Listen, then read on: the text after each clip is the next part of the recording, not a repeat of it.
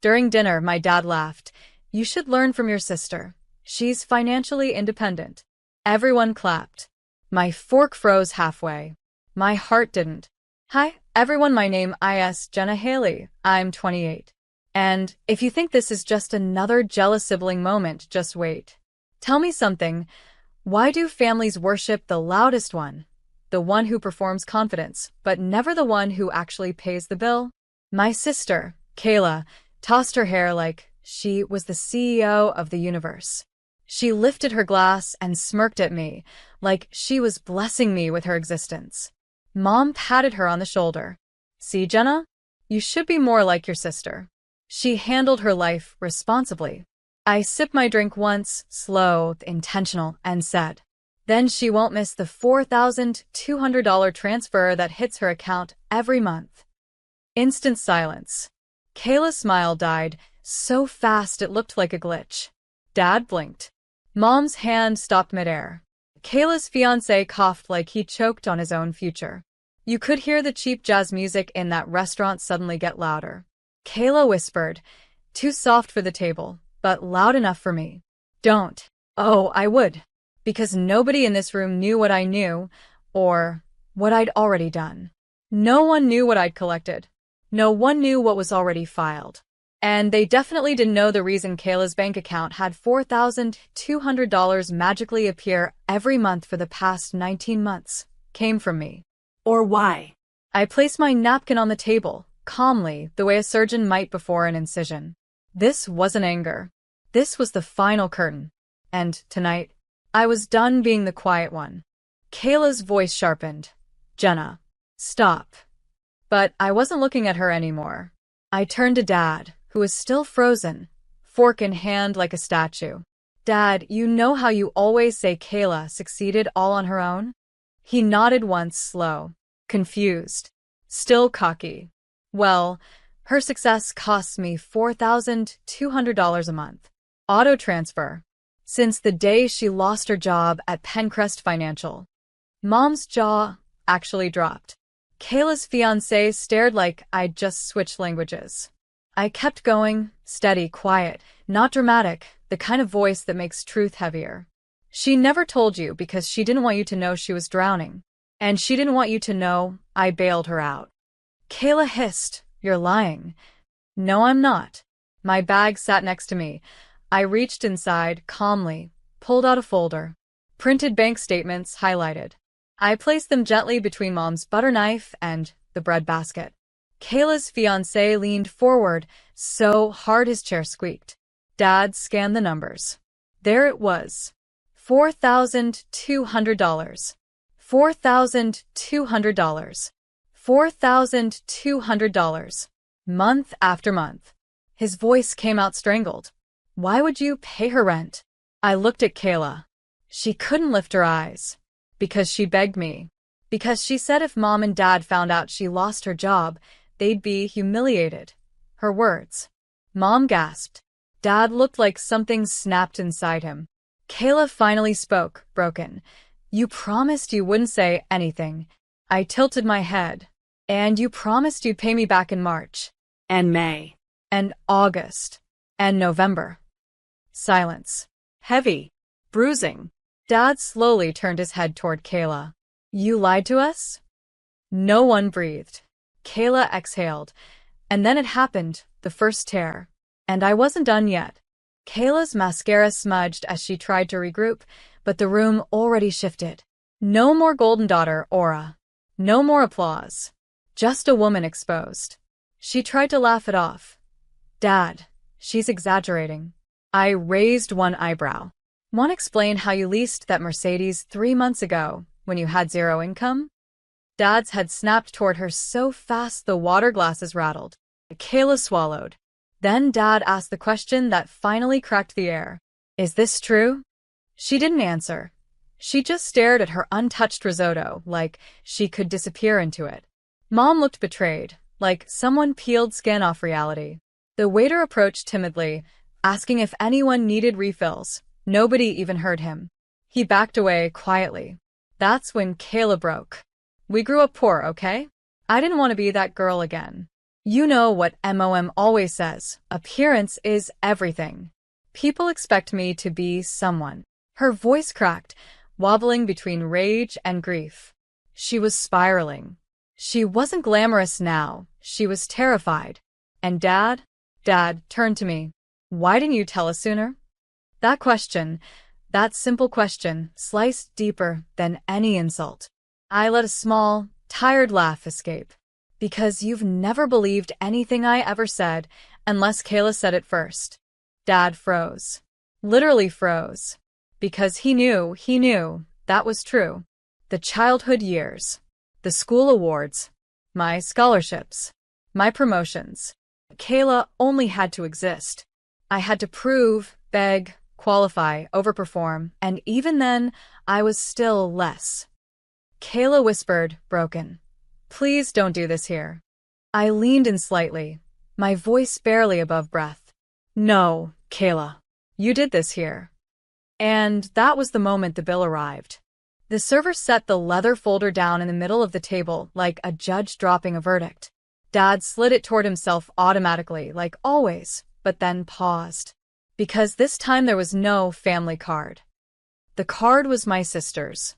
Her glittery, rose gold branding card she used for every fake luxury moment on Instagram. Dad handed it to the server. Charge hers, he instructed flatly. Kayla's napkin slipped from her fingers. Dad, wait. The server walked away. Kayla looked like she'd just been sentenced. Mom finally found her voice, tight, trembling, horrified. You're her older sister. Why can't you just help her? That sentence. Those exact words. It was the summary of my entire childhood, boiled into one lazy weapon. I didn't yell. I didn't rage. I just smiled, a slow, steady smile that probably scared them more than any scream could. I have been helping her. Quietly. Silently. For years. That's what you never saw. That's what you never asked about. Dad leaned back, jaw tight, listening now. And now I've stopped, I whispered. The server returned. Card declined.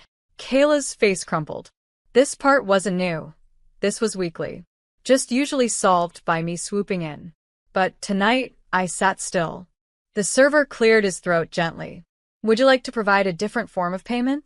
Dad turned to Kayla, his voice dead serious now. Handle it. Kayla's hands shook so hard her ring rattled against the table. I don't have. Dad cut her off. What happened to your independence? Silence. Dad finally looked back at me, his voice lower than I'd heard in years. So what now? I didn't blink. I paid the lease termination on her car this morning, I replied. That Mercedes is already gone. Kayla's chair scraped violently as she stood, her face blotchy, breath shaky, like she'd been pushed underwater and couldn't find the surface. You had no right, she hissed. I tilted my head slightly. It was in my name. Mom gasped. Dad blinked in confusion. And that's when the real panic hit. The part they never thought about, the part they never imagined could hurt them. Their reputation. Status. Appearances. Kayla wasn't afraid of debt. She was afraid of losing the image.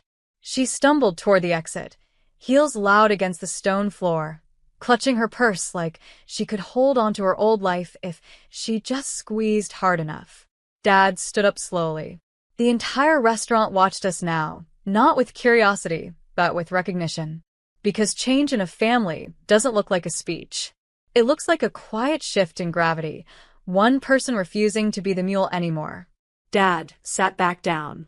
He knew I wasn't bluffing. I placed my napkin on the table gently. My side of the rent? Cancelled. Her phone? Cancelled. Card access? Removed. The utilities she pretends to pay, but doesn't? They're in MY name. Not anymore. Dad's throat tightened. You did all of that today? I nodded. The moment she called me a burden last week, I started the paperwork. He inhaled sharply, age suddenly showing in his posture. He looked older, smaller, almost fragile. His voice broke into something I hadn't heard in years. And what do you want now? I met his eyes. The same eyes that watched me earn everything while Kayla received everything. I want you to stop calling weakness love. Mom flinched. Dad blinked. And I want you, I added softly, to stop pretending you don't know who really kept this family standing. Dad's shoulders slumped, like something heavy finally slipped off that he had been pretending wasn't there. He looked down at his hands, those same hands that used to clap for every mediocre thing my sister did, but never lifted when I was burning myself alive to keep everyone warm. Mom opened her mouth, probably to protest, to twist narrative, to label me dramatic again, but Dad raised his hand and stopped her. That alone told me everything. He finally saw it. He finally saw me. For the first time, maybe in my entire life, he actually looked at me like a real person, not a background character. Alexa, he whispered. Hearing my own name in that tone made something shake in my ribcage. But I didn't let softness pull me back down. I don't owe her my life, I said quietly. She chose aesthetics over responsibility, and you enabled her because it was easier to keep pretending she was winning. Dad nodded slowly, like someone realizing he's been reading the wrong script for decades. Mom shoved her chair back, furious, embarrassed, cornered. You're punishing your sister. She's blood. I didn't raise my voice. I'm protecting myself. And my future. Dad inhaled, long defeated. And then, the final shift. The one I never thought I'd witness. He reached for his wallet. He pulled out his own card, the actual family money card, and handed it to the server. Not hers. Not mine. His. A quiet admission. A quiet apology. A quiet surrender. Kayla, still outside, watched through the glass with her mascara streaked down her cheek like a child watching the ice cream truck drive away. Dad signed the bill. He didn't look up. When we stepped out of the restaurant, the night air felt colder.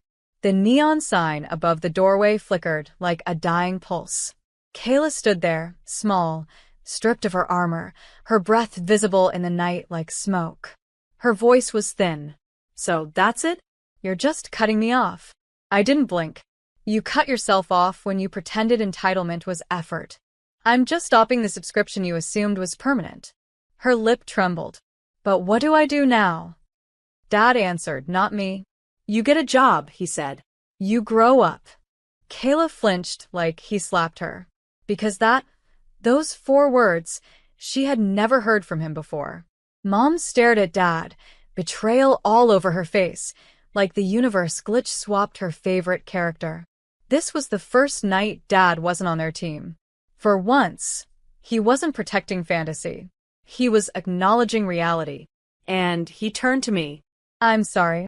Not theatrical. Not dramatic. Just real. The apology I chased my entire life fell into my lap on a sidewalk I wasn't trying to impress anyone on. I nodded once, accepting, without letting it override everything. We're going to build our own systems now, I said. One where accountability isn't optional. Dad swallowed, then nodded back. Agreement in silence. Mom shook her head, refusing to believe this shift was permanent, still stuck in denial. Kayla, mascara carved into her cheeks, finally whispered, Can I come home with you tonight? I met her eyes. No. Because growth isn't a spare bedroom you loan out. It's a mirror you hand someone and let them sit with their reflection. Kayla looked down, shivering alone. Dad exhaled and said the final line. She has to learn. I drove home in silence, the kind that isn't empty, but earned. The city lights passed like white brushstrokes on black velvet. For the first time in years, I didn't feel the need to explain myself to anyone. When I walked into my condo, my reflection in the hallway mirror didn't look like a backup character anymore. I looked like the protagonist of my own life. The next morning, I woke up early and sat at my kitchen island with coffee, my favorite mug, the one with the cracked handle. One little AI baitbreaker detail. The tiny ceramic chip on the rim always scratches my lip if I'm not careful, and I weirdly love that imperfection. Human flaws are proof of living. I open my laptop. The digital banking dashboard loaded. And with one single click, I finalized it. All reoccurring transfers to my sister. Permanently canceled. Not paused. Not reduced. Deleted. Dad texted me an hour later. Thank you for not screaming at me last night. I needed to see it. I'm starting therapy on Monday. I stared at that message for a long time. Not because it hurt, but because it didn't anymore. Kayla didn't text. She didn't call. She didn't send a voice note. Her silence was the first sign of reality, hitting her harder than I ever could. 3 days later, a coworker walked into the office break room and said she saw Kayla applying for a shift at a boutique downtown. The rumor spread quickly, not as gossip, but as proof. When the golden pedestal is gone, you face the ground you actually stand on. Thanksgiving came. For the first time in my adult life, I didn't wait for an invitation to feel included. I spent it with people who didn't want anything from me except my presence. People who saw me. People who clapped not because of who I funded, but because of who I am. Healing wasn't giving them money. Healing was refusing to.